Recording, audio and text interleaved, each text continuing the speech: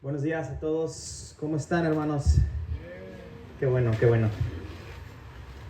Gusto de estar aquí. Es una bendición siempre, un privilegio, pero también una gran responsabilidad estar parado aquí. Entonces vamos a poner este tiempo en las manos de Dios para que Él sea el que guíe este tiempo de la enseñanza. Señor, te agradecemos porque nos has permitido llegar aquí con bien a cada uno de nosotros. Te pedimos igual por los que no están aquí, que los sigas guardando, que los cuides. Señor, venimos ante ti hoy con un corazón humilde, con un corazón dispuesto para recibir. Te pido que esta mañana tú seas el que hables por medio de mí, que tú compartas a tu iglesia, que la iglesia sepa que eres tú hablando a nosotros hoy y que tu palabra penetre en nuestros corazones para trabajar en nosotros, Señor. Que podamos salir de aquí con una transformación en nuestras acciones, en nuestro pensar, para poder glorificarte más en nuestra semana, para poder ser cada vez más como tú, para seguirte más, para seguir a tu Hijo Cristo. Te lo pedimos todo esto y te lo ponemos en tus manos en el nombre de tu Hijo Cristo. Amén. Muy bien, pues hemos estado estudiando ya por unas cuantas semanas, estamos estudiando la primera carta a Timoteo. Será bueno que aunque va a haber los versículos aquí, pues tengas tu Biblia ahí abierta. Vamos a estar en varios versículos entre 1 de Timoteo y 2 de Timoteo, entonces será bueno que igual estemos tanto viendo los versículos aquí como con tus Biblias ahí en la mano, igual por si en algún punto saco algún otro versículo lo puedas buscar. Entonces estamos estudiando la primera carta a Timoteo. Ya Natán el domingo pasado habló un poquito acerca del capítulo 2. Y ahorita vamos a terminar los últimos versículos del capítulo 1, que es 1 de Timoteo 1, versículos 18 al 20. Solamente 3 versículos vamos a ver hoy, pero hay muchísimo que podemos hablar sobre esos 3 versículos. 1 de Timoteo 1, 18 al 20. Y recordemos que esta carta fue una carta que escribió Pablo. Pablo el apóstol se lo escribió a su amado hijo en la fe, Timoteo. Pablo fue el padre espiritual de Timoteo, él fue el quien lo llevó a Cristo. Pablo dijo que Timoteo era un hijo verdadero, un verdadero hijo. ¿Y eso qué significa? Pues significa que su fe era genuina, era auténtica, ¿no? La fe de Timoteo era un hijo verdadero. Y siempre es bueno entender que cuando estudiamos esta carta, siempre es bueno entender quiénes son la audiencia original, a quién fue escrita, para quién. Estudiar el fondo del pasaje, debemos saber para qué se escribió la carta, cuál es el propósito, ¿no? Dependiendo el momento, el histórico en el cual fue escrito. Hay que estudiar todo eso para asegurarnos de que no nos estemos saliendo de contexto cuando predicamos o enseñamos la palabra. Pero ya que estudiamos esto, es bueno también pensar en un sentido muy real que esta carta también fue escrita hacia nosotros. Debemos ver esta carta de Timoteo como si fuera una carta que fue escrita para ti. Así como Pablo se le está escribiendo a Timoteo, a su hijo amado, Dios, por medio de Pablo, te la está escribiendo a ti. Entonces quiero que hoy nos apropiemos y cuando estudiemos esta carta, apropiémonos de esta carta como si fuera para nosotros directamente. Porque la palabra de Dios, recuerden que fue escrita para cada uno de nosotros. Entonces no lo estudiemos como en tercera persona, no digamos como, bueno, sí, Pablo a Timoteo se le está escribiendo. No, Pablo se le escribió a Timoteo en ese tiempo, pero hoy en día la podemos aplicar a nuestra propia vida. Podemos aplicarla hacia nosotros. Entonces veíamos hace unas semanas, cuando recién iniciamos los primeros versículos sobre esta primera carta a Timoteo, que Pablo le pidió a Timoteo que se quedara en Éfeso porque él se iba a ir a Macedonia, ¿no? Y le dijo, quédate en Éfeso para que puedas instruir a algunos para que no enseñen doctrinas extrañas. Estos falsos maestros que está señalándose aquí enseñaban una doctrina diferente a la sana doctrina que Dios había dejado por medio de los apóstoles, su palabra. Y dice 1 de Timoteo capítulo 6, versículo 3 al 5. 1 de Timoteo 6, capítulo 6, versículo 3 al 5, dice, si alguien enseña una doctrina diferente y no se conforma a las sanas palabras, las de nuestro Señor Jesucristo, y a la doctrina que es conforme a la piedad, está envanecido y nada entiende, sino que tiene un interés corrompido en discusiones y contiendas de palabras, de las cuales nacen envidias, pleitos, blasfemias, malas sospechas y constantes rencillas entre hombres de mente depravada, que están privados de la verdad, que suponen que la piedad es un medio de ganancia. Entonces estas personas que estaban en la iglesia de Éfeso tenían un interés corrompido, no estaban alineados con lo que el Espíritu quería que enseñaran, la sana doctrina. Y entonces se habían dejado llevar por esas falsas doctrinas que lo único que provocaban eran resultados negativos. Divisiones, conflictos, pleitos, discusiones, esclavitud a las pasiones de la carne, etc. Todo lo que provocaba esta falsa doctrina era 100% negativo. Y el enemigo, Satanás, es quien está detrás de estas falsas doctrinas. Él es quien está detrás de esto. Siempre va a estar ahí latente, siempre va a estar ahí intentando destruir la iglesia de Dios. Va a querer pervertir, va a querer persuadirnos a predicar lo que está en contra de Dios. Satanás no quiere que tengamos victoria. Hoy estamos aquí en la misión con Puerto Escondido. Satanás está intentando que fracasemos, es lo que él quiere. Entonces tenemos que tener cuidado de no dejarnos llevar por Satanás y su forma de persuadirnos o de pervertirnos para poder predicar o enseñar algo que va en contra de Dios. Entonces por eso debemos estar alertas, hermanos. Debemos estar alertas para cuidar la sana doctrina, que cuidemos nuestra vida espiritual, que estemos calientes en la palabra, que no estemos ni fríos ni tibios, que estemos calientes, pegados al fuego. Cuando tú dejas de venir a la iglesia los domingos o dejas de asistir a los miércoles, te empiezas a enfriar, tu vida espiritual se empieza a enfriar. Es importante que te mantengas cerca del fuego. Aquí estamos en el fuego todos juntos. ¿Por qué? Porque estamos escuchando la palabra de Dios. Es importante que tú te sientas pegado al fuego, a la palabra de Dios, para que así, cuando estamos pegados al fuego y estamos cerca de la palabra de Dios, nuestro adversario, el diablo, no va a poder corrompernos como lo hizo con los líderes de la iglesia de Éfeso. Por ejemplo, cuando alguien, a lo mejor han escuchado esta metáfora, o cuando los que trabajan en los bancos estudian un billete, cuando reciben muchos billetes para ver si es falso o es verdadero, ellos no estudian el billete falso para poder saber si es un billete falso. Ellos estudian el billete verdadero, saben cómo está hecho, ¿no? El color, la textura, el tamaño, estudian todo a detalle del verdadero. Entonces así nosotros debemos estudiar al 100% la sana doctrina, para cuando llegue una falsa doctrina a nuestra vida, escuchemos a alguien que está diciendo una falsa doctrina y digamos, eso no es una sana doctrina. No es lo contrario, no vamos a estudiar la falsa doctrina. Estudiamos la sana doctrina a profundidad, para cuando llegue esa falsa doctrina, sepamos decir, esto no es bueno, esto no es conforme a la palabra de Dios. Pero ¿cómo vas a poder decir eso si no estudiamos la palabra de Dios? Si no meditamos en ella día y noche, si no estamos estudiando la profundidad, no vas a saber si lo que te están diciendo es sano o es falso. Entonces es importante que estemos alertas, pero que también estemos en acción estudiando y escudriñando la palabra de Dios para poder guardarla en nuestros corazones y en nuestras mentes. Entonces, Pablo le encargó a Timoteo que no permitiera que algunos predicaran o enseñaran un evangelio falso, porque ellos habían dejado de predicar, y en el versículo 11 de este capítulo 1 dijo que habían dejado de predicar el evangelio del Dios bendito. El evangelio del Dios bendito.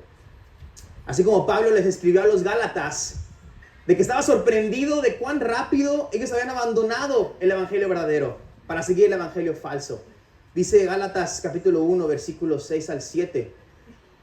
Me maravillo de que tan pronto ustedes hayan abandonado aquel que los llamó por la gracia de Cristo para seguir un evangelio diferente, que en realidad no es otro evangelio, sino que hay algunos que los perturban a ustedes y quieren pervertir el evangelio de Cristo.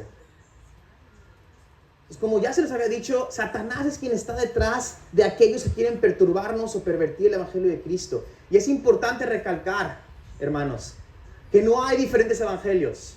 Solo hay un evangelio eficaz, que es poder de Dios para salvación a todo aquel que cree. Dice Romanos 1:16, porque no me avergüenzo del evangelio, porque es poder de Dios para salvación a todo aquel que cree. No dice de un evangelio, dice de el evangelio, el único evangelio eficaz para salvar a todo aquel que cree. Entonces Pablo dejó a Timoteo en Éfeso, se fue a Macedonia, Y probablemente esta confrontación hacia las falsas enseñanzas había empezado desde antes de que Pablo se fuera a Macedonia, ¿no? Porque vemos en el versículo 20, ya entrando un poco más en los versículos que vamos a estudiar esta mañana, en el último versículo del capítulo 1, en 1 Timoteo 1:20, dice que entre ellos están Himeneo y Alejandro, a quienes he entregado a Satanás para que aprendan a no blasfemar. Entonces, estas falsas doctrinas, esta confrontación o corrección hacia estas personas seguramente había empezado desde que Pablo se fue. Y por eso ahorita le está diciendo a Timoteo, continúa con eso, continúa con esta corrección, porque yo ya expulsé de la iglesia a Himeneo y Alejandro por blasfemar en contra de Dios. Entonces Timoteo continúa instruyendo y atacando las falsas enseñanzas y doctrinas que se estuvieron compartiendo en la iglesia de Éfeso. Probablemente por varias razones que podemos estudiar en la carta de Timoteo, podemos pensar que las personas que se dicen aquí en el versículo 20 que fueron expulsados, Himeneo y Alejandro, que estaban enseñando las falsas doctrinas, eran ancianos o eran líderes de la iglesia de Éfeso. ¿Por qué? Porque presumían ser maestros. Y recordemos que esta función de enseñar era únicamente dada para los ancianos. Dice más adelante en 1 Timoteo 5:17 que los ancianos que gobiernan bien sean considerados dignos de doble honor, principalmente los que trabajan en la predicación y en la enseñanza. Entonces, es una de las razones. Hay más razones, por ejemplo, el hecho de que Pablo los haya expulsado implica que hubo que haber sido alguien superior a ellos que los hubiera expulsado. Pero lo importante de esto es que se menciona aquí dos personas, ¿verdad? Himeneo y Alejandro. Himeneo, en 2 de Timoteo 2:17, se vuelve a mencionar y dice, Himeneo se menciona y dice, evita las conversaciones inútiles y necias que solo llevan a una conducta cada vez más mundana. Este tipo de conversaciones se extienden como el cáncer, así como en el caso de Himeneo y Fileto. Entonces aquí hace mención a las falsas enseñanzas que estaba llevando Timoteo a la gente, a llevar a la gente a vivir en impiedad o en mundanalidad. Entonces, estos versículos son muy importantes para nosotros, hermanos, porque van ligados a lo que estamos viendo en ese primer capítulo de la carta de Timoteo. Porque dice, debemos evitar como creyentes las conversaciones inútiles y necias y debemos cuidar nuestras conversaciones con los demás. Hay que buscar que nuestras conversaciones en los unos con los otros estemos buscando la edificación de la otra persona, ¿no? Que es una conversación que le agrade a Dios, ¿no? Porque si fallamos en nuestras conversaciones, entonces vamos a convertirnos y vamos a terminar como esos hermanos que fueron expulsados de la iglesia. Entonces cuidemos que nuestras conversaciones sean conversaciones que edifiquen y que agraden a Dios. Y se menciona el segundo hermano, que es Alejandro. Este hermano pues no se sabe a ciencia cierta quién era, pero dicen algunos que pudo haber sido el opositor de la fe que se mencionó en la segunda carta a Timoteo, en el capítulo 4, versículos 14 al 15. Dice este versículo, Alejandro el caldelero me hizo mucho daño, el Señor le retribuirá conforme a sus hechos. Tú también cuídate de él, pues se opone vigorosamente a nuestra enseñanza. No sabemos si es él, pero hay una gran posibilidad de que haya sido este Alejandro el que se está mencionando aquí. Pero dice el versículo 20, otra vez recordemos el versículo 20 del capítulo 1, entre ellos están Himeneo y Alejandro, a quienes he entregado a Satanás para que aprendan a no blasfemar. Aquí en el versículo 20 está diciendo los entregó a Satanás. Pablo está siguiendo los pasos de disciplina. Pablo no solamente dijo, estás blasfemando fuera de la iglesia. No, Pablo no hizo eso. Pablo siguió los pasos de disciplina que vemos en Mateo 18. Expulsó a ambos de la iglesia para poner fin a su influencia y poder proteger a los demás hermanos de la iglesia, al pueblo de Dios. Al ser expulsados de la iglesia, lo que pasó con los hermanos es que ellos perdieron la protección del cuerpo de Cristo, de la iglesia, y perdieron la bendición de Dios para ahora estar bajo el control de Satanás. En la disciplina, hermanos, en una iglesia siempre el propósito y la meta principal va a ser la restauración. Dice Gálatas, si alguien se ha sorprendido de alguna falta, ustedes son espirituales, restáurenlo con un espíritu de mansedumbre. El punto de la disciplina siempre va a ser la restauración. Pero si el hermano no escucha, no se arrepiente, no reconoce después de varias amonestaciones por el bien de la iglesia, para poder cuidarlo y proteger a la iglesia, es importante llegar a este paso. Y esto es bíblico. Si pueden buscar en sus Biblias Mateo 18, 15 a 17. Mateo capítulo 18, versículos 15 a 17. Me parece que este no está aquí en la diapositiva porque lo agregamos después. Mateo 18, 15 a 17. Habla del proceso de disciplina que una persona debe seguir cuando estamos hablando de un conflicto. Y es importante que esto lo tengamos bien en claro en nuestras vidas. Dice, si tu hermano peca, ve y repréndelo a solas, ¿verdad? No dice, si tu hermano peca, ve y dile a otra persona lo que te hizo. No dice eso, ¿verdad? Dice, si tu hermano peca, ve y repréndelo a solas, tú y esa persona, nadie más. No tenemos por qué ir si alguien nos hizo un daño, ir con otra persona a decirle, oye, es que este hermano me hizo esto. No, si alguien pecó contra ti, ve con esa persona y repréndelo a solas. Continúo, dice, si te escucha, has ganado a tu hermano. Pero si no te escucha, lleva contigo a uno o a dos más, para que toda palabra sea confirmada por boca de 2 o 3 testigos. Y si rehúsa escucharlos, o sea, ya es el segundo paso, dilo a la iglesia. Tercer paso, y si también rehúsa escuchar a la iglesia, sea para ti como el gentil y el recaudador de impuestos. Entonces, si el hermano que está en pecado no quiere reconocer su pecado ante Dios después de varias amonestaciones, la última cosa que se hace en el proceso para proteger a la iglesia de ser dañada, de ser pervertida de las falsas doctrinas, es expulsar a esos hermanos de la iglesia. Pero ahora, si esos hermanos eran verdaderos creyentes, van a ser traídos de regreso, van a regresar a la fe verdadera. Dios los va a traer de regreso a su rebaño. Pero enfatizaremos esto un poco más adelante. Nos dice el versículo 20, 1 Timoteo 1, que aprendan a no blasfemar. Con eso termina este versículo, que aprendan a no blasfemar. Un blasfemo habla maldades y calumnias en contra de Dios. Estos hombres que fueron expulsados, lo que necesitaban eran ser confrontados a la luz de la verdad, de la ley y del evangelio. Necesitaban que la luz alumbrara a su pecado, que se dieran cuenta del error en el cual estaban. Entonces, esperaríamos que Dios haya permitido que estos hombres fueran entregados a Satanás para que ellos aprendieran su lección y recibieran la misma gracia que Dios tuvo para con Pablo. Y dice el versículo 18 y 19 de 1 Timoteo 1. 1 Timoteo 1, 18 a 19. Esta comisión te confío, hijo Timoteo, conforme a las profecías que antes hicieron en cuanto a ti, a fin de que por ellas pelees la buena batalla, guardando la fe y una buena conciencia, que algunos han rechazado y naufragaron en lo que toca a la fe. Empieza este versículo 18 diciendo, esta comisión te confío, hijo Josías. Esta comisión te confío, hijo Natán. Ponle tu nombre ahí. Esta comisión te confío. Tenemos un llamado. Cuando dice esta comisión, tenemos un llamado, tenemos un encargo, tenemos una orden. Es interesante que dice Pablo, le dice, esta comisión te confío. Estas dos palabras me llamaron mucho la atención, que dijera te confío, porque Pablo lo que está haciendo aquí es entregándole esta comisión, confiando en que Timoteo la va a cumplir. Era una comisión seria, era algo importante, era algo especial. Pablo le estaba exhortando a que cumpliera su ministerio de una manera digna de su llamamiento.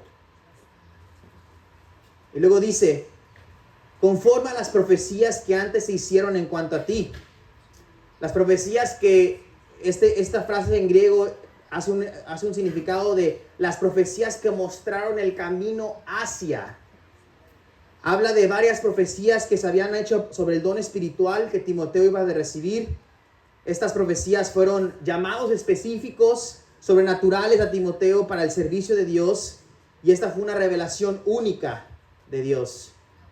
Dice 1 de Timoteo 4, versículo 14. No descuides, le está hablando Pablo a Timoteo, por supuesto.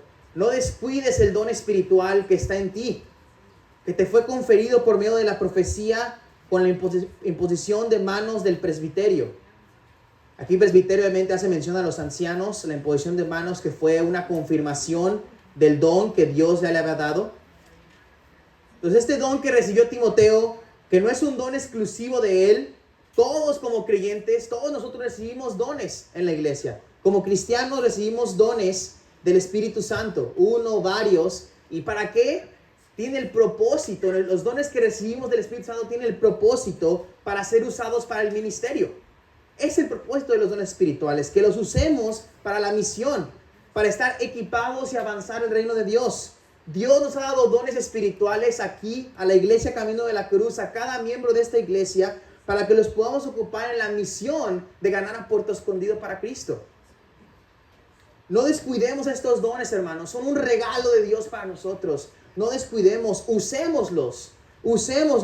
No los guardemos en lo más profundo de nuestro corazón, sino pongámoslos en acción. Pues vemos que Pablo le está diciendo a Timoteo, las profecías que les hicieron en cuanto a ti, ¿no? A fin de que por ellas, y recuerden que está hablando de los dones, dice, a fin de que por estos dones, a fin de que por estas profecías, pelees la buena batalla. Pelees la buena batalla. Pablo le dice a Timoteo que sus dones espirituales y las profecías que hicieron en cuanto acerca de él eran necesarias para pelear la buena batalla. Timoteo necesitaba ese regalo de Dios, esos dones para poder pelear la buena batalla. No podemos pelear la buena batalla sin los regalos que Dios nos ha dado, sin los dones que Él nos dio. Pablo le encomendó a Timoteo, que luchara, que peleara contra las armas poderosas de Dios, que peleara con las armas poderosas de Dios en contra de los enemigos de Cristo y del Evangelio. Yo la verdad no soy mucho de películas de guerra, no soy mucho de videojuegos tampoco de guerra o de peleas, así de que hay gente que le gusta El Gladiador y ese tipo de películas así de mucha pelea, no me gustan mucho. Pero cuando pienso en una batalla, cuando dice pelea la buena batalla me recuerda a la película de Narnia, porque es una de mis películas favoritas, ¿no? Y cómo pelean, ¿no? Todo el ejército de Aslan contra la bruja, y eso me gusta, ¿no? Me encanta ver esa imagen, cómo vienen los dos así y ¡pam!, ¿no? Se empiezan a pelear, ¿no? Pues cuando yo pienso en una batalla, me imagino en eso, ¿no? En cómo Narnia estaban luchando, era una batalla espiritual, ¿no? No puede ser vencida como el mundo lo haría, con la carne, a golpes, ¿no? Cuando estamos en una batalla espiritual, cuando dice pelear la buena batalla, no vamos a pelear como lo hacen los hombres, ¿verdad? No vamos a pelear con golpes, con insultos. Esta batalla de la que está hablando aquí Pablo, de pelear la buena batalla, es una batalla de la fe que solamente puede ser vencida con la palabra de Dios y con el Espíritu. No necesitamos nada más, no necesitamos agredir, no necesitamos golpear a nadie, porque nos podemos defender con la palabra de Dios y con su Espíritu. Algo que me llamó la atención de esta frase de pelear la buena batalla es la palabra buena. Normalmente una batalla, un conflicto es malo, ¿verdad? Es por un propósito malo. Pero dice aquí la buena batalla. No es una mala batalla, es buena. ¿Por qué? Porque estamos defendiendo la fe. Estamos defendiendo la palabra de Dios. Estamos luchando en nombre de nuestro Rey y Señor.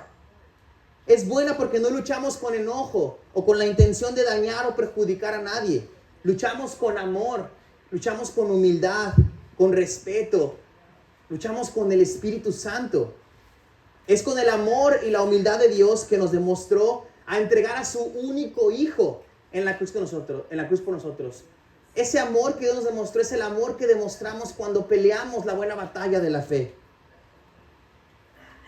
Esa humildad que Dios demostró al enviar y entregar a su Hijo, esa humildad es la que demostramos cuando peleamos la buena batalla.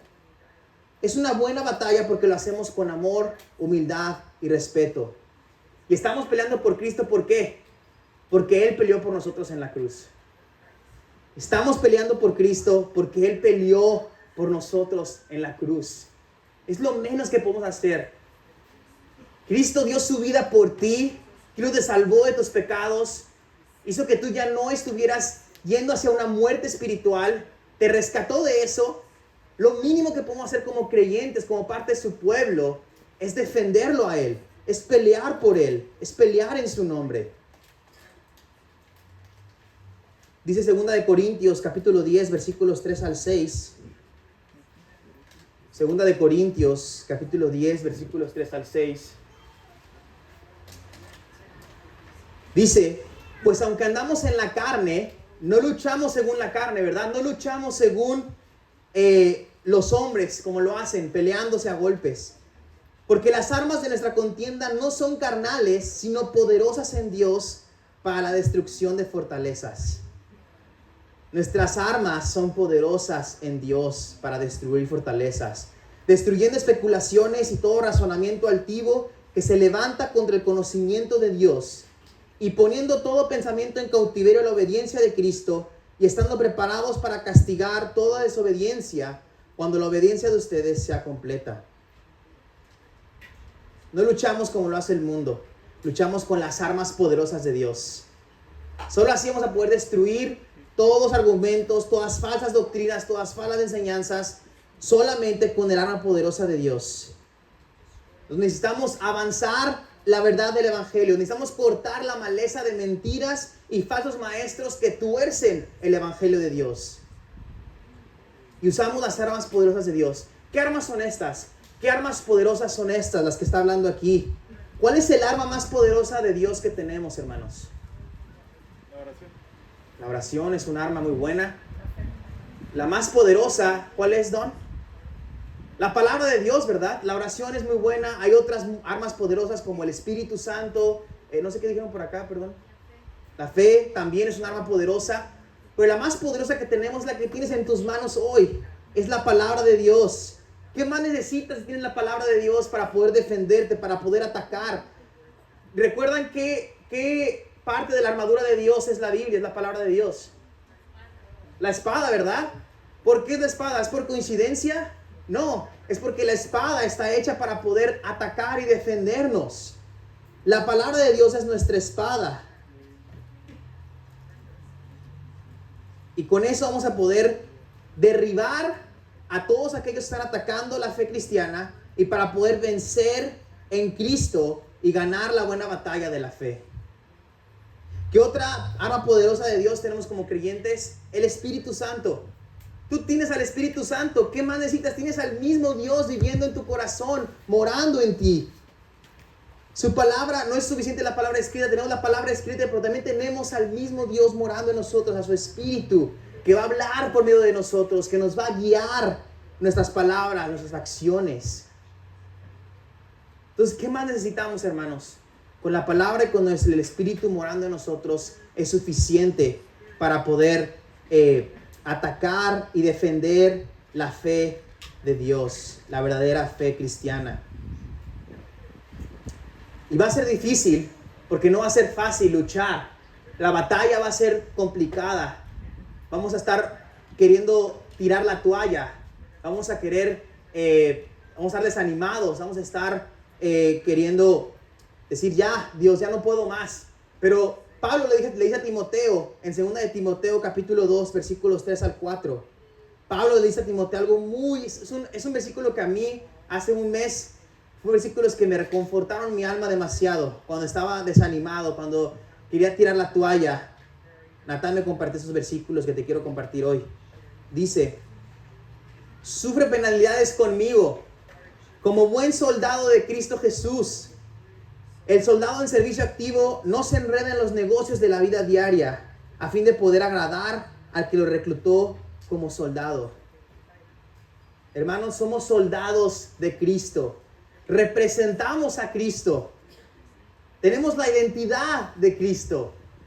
Luchamos por su nombre. Entonces hay que soportar lo que sea necesario por amor a Cristo. ¿Cuánto amas a Jesús? ¿Cuánto lo amas? ¿A qué grado lo amas? ¿Lo amas a tal grado de soportar lo que sea necesario? Él lo hizo. Él soportó lo más necesario por ti, por amor. ¿Cuánto más nosotros no podríamos soportar la batalla? Lo que sea necesario. Que luchemos hasta el final porque le debemos todo a Él. Tú le debes todo. Hay una canción que dice, debo todo a ti, debo todo a ti. Debemos todo a Él por el sacrificio que Él hizo en la cruz y salvarnos de nuestro pecado. Entonces lo mínimo que podemos hacer es sufrir es luchar la batalla, porque Él ya nos demostró que Él también ya lo hizo, ya luchó esa batalla, ya venció a la muerte, ya venció al pecado con su resurrección. Entonces le dice, pelea la buena batalla de la fe. Pero ¿qué dice el versículo 19 de Primera de Timoteo? Dice el versículo 19, guardando la fe, ¿no? Un creyente genuino se comporta guardando la fe y teniendo una buena conciencia. No ser como aquellos que se apartaron de la verdadera fe. Guardar la fe se refiere no dejar de creer la verdad. Se requiere proteger la fe, estudiarla, entenderla para poder guardarla en nuestros corazones. Y buena conciencia, la palabra griega que se traduce para buena, se refiere a aquello que es perfecto y por consecuencia produce placer y satisfacción. La buena conciencia es perfecta. Dios nos creó con una conciencia que es la facultad de poder juzgarnos a nosotros mismos. Dios ha escrito la ley en nuestros corazones. Dice Romanos capítulo 2, versículo 14 al 15. Dice, porque cuando los gentiles que no tienen la ley cumplen por instinto los dictados de la ley, o sea, la gente que hace cosas buenas sin conocer a Dios, ¿por qué lo hacen? Porque no teniendo la ley, son una ley para sí mismos, porque muestran la obra de la ley escrita en sus corazones, su conciencia dando testimonio y sus pensamientos acusándolos unas veces y otras defendiéndolos. Nosotros al tener la conciencia que es un regalo de Dios, la habilidad de poder discernir lo que es bueno de lo que es malo, es un regalo de Dios. Y cuando tenemos esa conciencia en nosotros, en el momento en que hacemos algo mal, ¿qué sentimos? Culpa, ¿verdad? Sentimos culpa.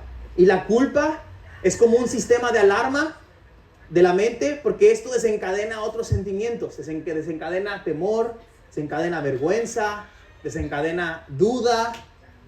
Y esto lo que hace es advertirnos de que hay un peligro que está amenazando el bienestar de tu alma. Hay algo que está amenazando el bienestar de tu alma. No nos sentimos tranquilos, nos sentimos preocupados, nos sentimos llenos de culpa, de vergüenza. Esta es la conciencia cuando tú haces algo malo. De hecho, en 1 Corintios 8 dice que la conciencia es una conciencia débil. Por otro lado, si un creyente, si un hijo de Dios hace la voluntad de Dios, goza de la afirmación, de la seguridad, de la paz y del gozo de una conciencia buena. Entonces, están los dos lados de la moneda, ¿verdad? Tú puedes sentirte culpable, con vergüenza, con duda, porque tu conciencia te está remordiendo de lo malo que hiciste. O si tú haces lo bueno, puedes gozar de la seguridad, la paz y el gozo que Dios te da por tener una buena conciencia. Pablo aquí nos está diciendo, guarda la fe y una buena conciencia.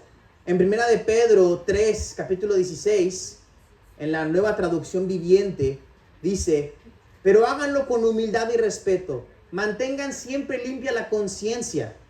Entonces, si la gente habla en contra de ustedes, será avergonzada al ver la vida recta que llevan, porque pertenecen a Cristo.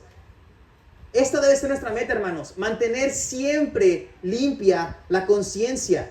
Para que si alguien nos acusa, para que si alguien nos critica o quiera venir a decir cualquier cosa sobre nosotros, esa gente sea avergonzada al que vean nuestra vida y vean la vida como vivimos rectamente, porque pertenecemos a Cristo, porque somos de Cristo. Vivir una buena conciencia es vivir en lo bueno, es vivir en lo correcto, vivir de una forma que agrade a Dios, que no haya nada malo que tú hayas hecho que te esté remordiendo la conciencia. Es vivir en santidad. Entonces, ánimo, hermanos, a que vivamos en esta limpia conciencia. Va a ser difícil, vamos a fallar, sí, pero sigamos luchando la buena batalla para mantener una limpia conciencia, una buena conciencia, guardando la fe. Y para ir terminando, dice el final del versículo 19, que naufragaron en lo que toca la fe. Hubo hermanos que habían naufragado en lo que toca la fe. La buena conciencia nos sirve como un timón. Nos sirve como un timón que conduce al creyente entre las rocas y los arrecifes del pecado. Esta conciencia, la buena conciencia como un timón nos ayuda a salvarnos del error para no quedarnos atorados en una roca o naufragar en nuestro caminar.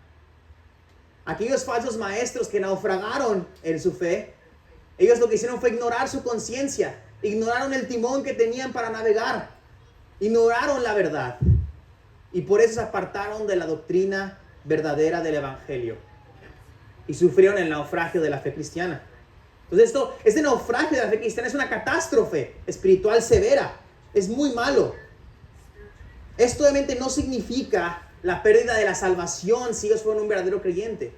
Porque recuerden que Romanos 8, 38, 39 dice: porque estoy convencido de que ni la muerte, ni la vida, ni ángeles, ni principados, ni lo presente, ni lo porvenir, ni los poderes, ni lo alto, ni lo profundo, ni ninguna otra cosa creada nos podrá separar del amor de Dios que es en Cristo Jesús, Señor nuestro.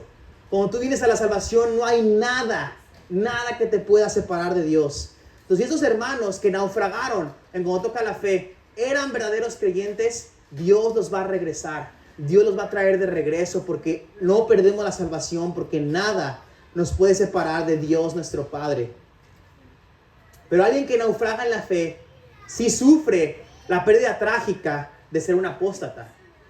Un apóstata es alguien que se aleja del Evangelio aún habiéndolo conocido. Esos hermanos habían estado en la iglesia, escuchaban el Evangelio y decidieron rechazarlo para seguir la doctrina falsa. Entonces hay dos lados de la moneda. Las personas naufragan en la fe siendo verdaderos creyentes y son traídos de regreso. Dios trabajó en sus vidas y los regresa a la fe. O pueden ser personas que salieron de nosotros porque no eran de nosotros, porque eran lobos disfrazados de ovejas, que Dios permitió que naufragaran y los sacó y los expulsó para proteger a su iglesia. Son los dos lados de la moneda, porque dice primera de Juan 2:19. Ellos salieron de nosotros, pero no en realidad eran de nosotros, porque si hubieran sido de nosotros, habrían permanecido con nosotros, pero salieron a fin de que se manifestara que no todos son de nosotros. Entonces, si tú conoces a alguien que ha naufragado en la fe, no pierdas la esperanza de traerlo de regreso. Dice Santiago que el que haga volver al error de su camino cubrirá multitud de pecados. Hay gente que puede naufragar en la fe, pero es momento de que podamos regresar a esas personas a Cristo. Entonces, guardemos la fe, protejamos la fe que tenemos de las doctrinas falsas, de los falsos maestros, y vivamos en una buena conciencia, en una limpia conciencia. Y quiero terminar con una frase de Hendrickson que encontré, que dice que el cristiano tiene que ser no solo un buen soldado, sino también un buen marinero.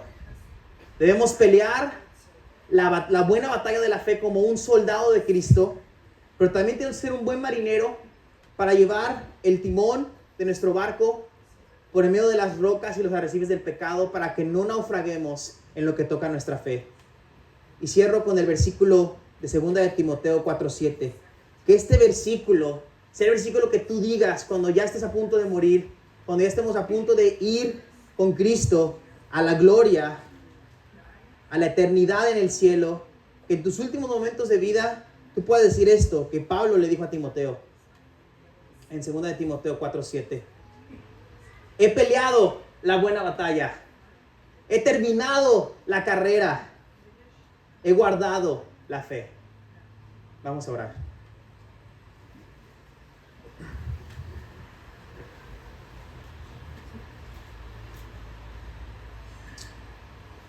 Señor, te agradecemos por tu palabra, porque es clara, porque es concisa, porque puede ser dura a nuestros corazones, pero también puede ser palabra para exhortarnos, para alentarnos a continuar en esta batalla. Señor, estamos en esta carrera de la fe, en esta batalla en la cual estamos luchando día a día contra todo lo que el mundo hoy en día está enseñando que va en contra de ti, que va en contra de lo que tú instituiste en tu palabra. Ayúdanos a ser valientes para poder defender tu fe, para poder pelear, proteger, atacar todas las falsas enseñanzas. Que nos cuides a nosotros de caer en el error, de naufragar en la fe. Que nos ayudes a guardar tu fe y tener una limpia conciencia, Señor. que nos ayude a ser de buen testimonio para los de afuera. Y que podamos terminar diciendo, he peleado la buena batalla, he terminado la carrera, he guardado la fe. Te lo pedimos todo eso en nombre de tu Hijo Cristo. Amén.